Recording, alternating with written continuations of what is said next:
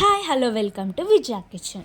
ఈరోజు మన tastiest recipe వచ్చేసి కట్టి పరుకుల చేపల పులుసు. ఎప్పుడైనా తిన్నారా అండి? విన్నారా? చెప్పండి. కావాల్సినవి ఉల్లిపాయల పేస్ట్కి పచ్చిమిరపకాయలు, ఇంకా కొత్తిమీర, అల్లం, ఇంకా వెల్లుల్లి. అల్లం వెల్లుల్లి పేస్ట్ వాడతాం అన్నమాట ఇందులోకి. కొంతమంది వేరు కానీ మేము వేస్తాం.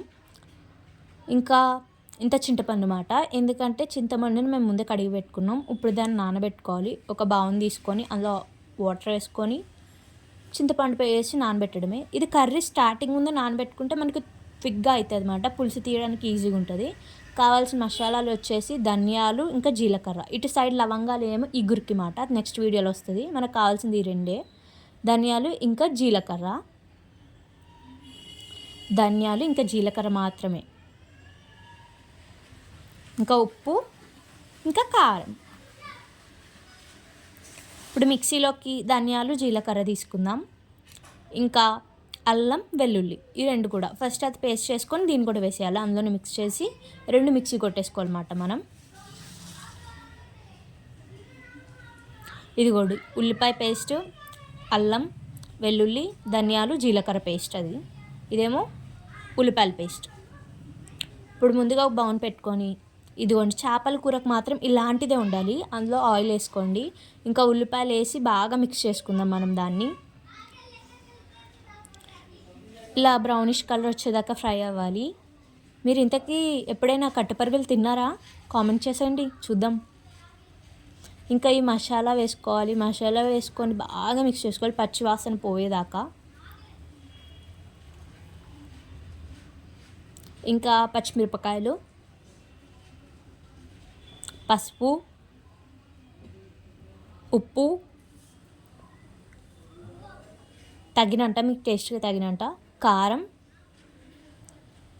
మీరు ఎంత తినగలరో అంత తగినట్టుగా. మేమైతే చేపల కూరలోకి అయితే ఘాటు ఎక్కువ ఉండాలండి, అప్పుడే టేస్ట్ వస్తుంది.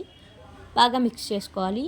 మళ్ళీ ఇది ఏంటంటే చేపల కూర కొంతమంది వండిన వెంటనే వేసుకొని తింటారు, టేస్ట్ అస్సలు ఉండదని చెప్తున్నా. చేపల కూర ఎప్పుడైనా కానీ పొద్దున వండుకొని మధ్యాహ్నం తినడం కానీ, మధ్యాహ్నం వండుకొని ఈవినింగ్ కానీ, నెక్స్ట్ డే కానీ తింటేనే దాని టేస్ట్ వస్తుంది. కొన్ని వాటర్ వేసేసుకొని బాగా మిక్స్ చేసుకుందాం. సో ఏంటంటే వెస్ట్ గోదావరి వాళ్ళు చేపల్లో ఎక్స్పర్ట్ ఉంటారు అన్నమాట.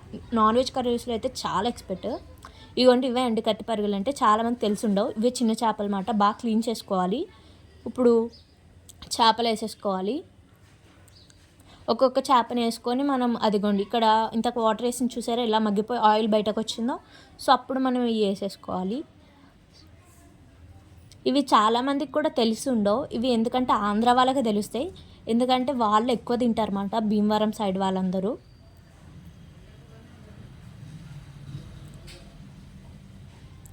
బాగా అంటే గరిటెతోనే కొంచెం మసాలా పట్టేలాగా ముక్కలకి, అంటే మరి గట్టిగా మిక్స్ చేసేయకండి. ఇదిగోండి ఇలా మిక్స్ అవ్వాలి, మసాలా పట్టాలి, ఇరిగిపోతాయి ముక్కలు. తర్వాత చింతపండు పులుసు వేసుకోవాలన్నమాట. అదే ఇంతక చింతపండు నానబెట్టుకున్నాం చూడండి, దాని నుండి ఎక్స్ట్రాట్ అయ్యి వచ్చింది ఇది. మరి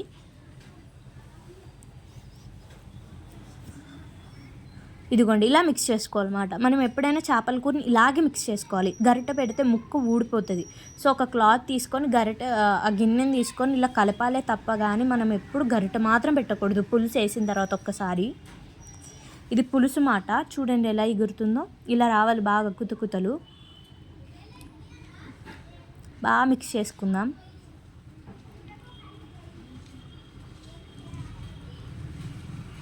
చాలామంది పెద్ద చేపలు తింటారండి చిన్నవి కన్నా, కానీ చిన్నవి కూడా బాగుంటాయి. ఇందులో ఇప్పుడు కొత్తిమీర వేసేసుకుందాం.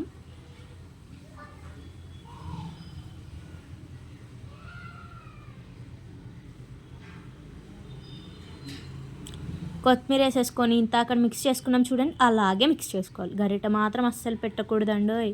చేపల కూర వండుకొని నెక్స్ట్ డే తింటే ఉంటుంది దానంత ఇంకే టేస్ట్ ఉండదు. Thank you everyone.